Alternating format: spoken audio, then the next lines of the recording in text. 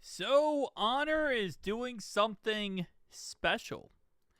And I'm kind of loving it because we did see Motorola's most recent foldable cell phone is coming out with 6,000 milliamps of battery in it, which you compare that to the Z Fold series and you're like, holy moly, we're actually seeing some batteries here.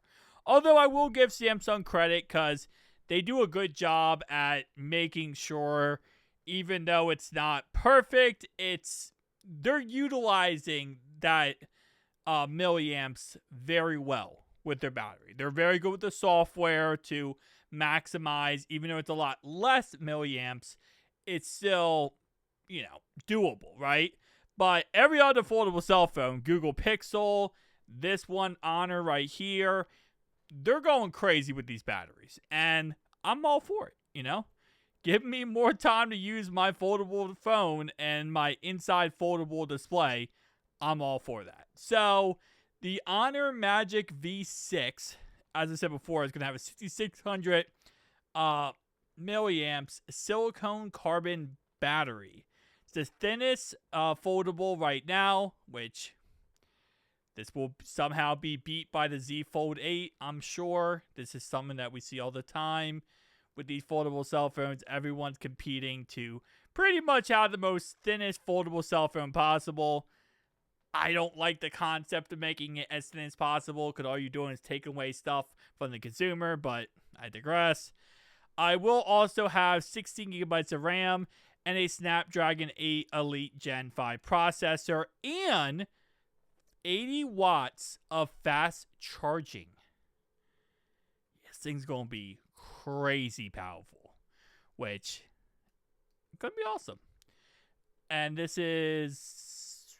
I don't think that... I was going to say this is a mock-up of it, but I think this is another foldable cell phone. I don't think this is this one right here, because this one hasn't come out yet. Anyway, Honor is claiming several features for the foldable, including a 8.75 millimeter thick when shut, and its slimmest when foldable when folded book style foldable phone, at least among those made by popular brands. So obviously, listen, it's 2026. Everyone and their mom is making a foldable cell phone, I feel like. Now, the price tag's a little crazy, but still, it does have an IP68. Also features an IP68 and an IP69 ratings for dust and water protection. That's something that's kind of interesting. That with the new Motorola foldable phone, that's coming out with an IP49.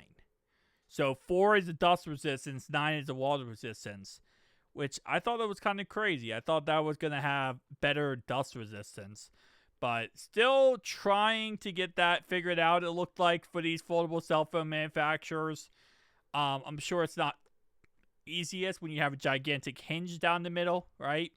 To make sure there's no little pieces of dust or particles that can get in there, because you have to pass these ratings. I mean, there is a whole entire test to pass these ratings, so it's challenging.